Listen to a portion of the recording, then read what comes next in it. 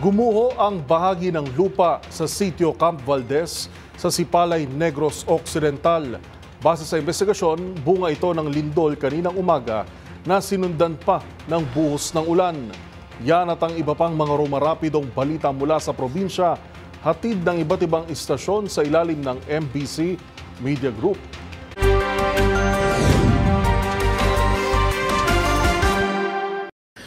Mayroong nangyaring landslide sa Sitio Camp Valdez, Barangay Mambarato, lungsod ng Sipalay, Negros Occidental nitong umaga sa nangyaring lindol at pag-ulan. Ayon kay Junilo Bugtae, City Disaster Risk Reduction and Management Office ng Sipalay City, ang nasabing lugar na una lang iniulat ng mga geologists ang nangyaring sinkhole collapse. Kaninang umaga, bandang las 3, magnitude 5.5 na lindol ang tumama sa nasabing bayan ng Candone at sinundan ito ng pagulan. Sa ngayon, pasabol naman ang daanan ng mga sasakyan at motorsiklo matapos isinagawa ang clearing operation sa lugar. Para sa MBC TV Network News, ito si RH46 Rex Cantong para sa DZRH, una sa Pilipinas, una sa Pilipino. Sa pangunguna ni Provincial Director Kernel Marte Salvadora, isinagawa kaninang alas 7:40 ng umaga ang mandatory drug testing para sa lahat ng tauhan ng Bataan Police Provincial Office. Ang naturang aktibidad ay pinangunahan ng Bataan Provincial Forensic Unit sa pamumuno ni Police Lieutenant Colonel Amilin Macleod, Provincial Chief, bilang bahagi ito ng patuloy na kampanya upang matiyak na mananatiling malinis at walang kaugnayan sa pinagbabawal na gamot ang lahat ng kasapi ng kapulisan sa lalawigan ng Bataan.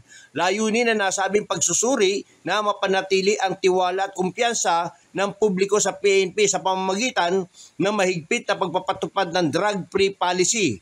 Patuloy namang titiyakin ng Bataan PPO ang sino mang mapapatunayang lumabag ay pananagutin alinsunod sa kanilang tungkulin na maglingkod at magpatupad ng batas ng may integridad at dedikasyon sa kaligtasan ng publiko. Para sa MBC TV Network News, RH37, Danny Kumilang, una sa Pilipinas, una sa Pilipino.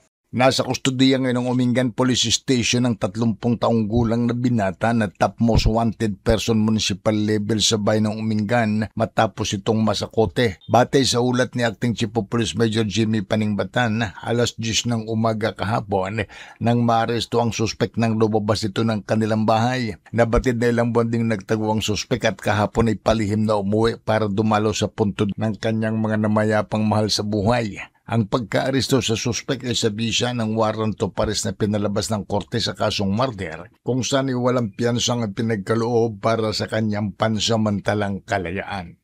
Mula sa Action Radio Pangasinan para sa MBC TV Network News, ito si Freddy Pajardo, RH38, una sa Pilipinas, una sa Pilipino.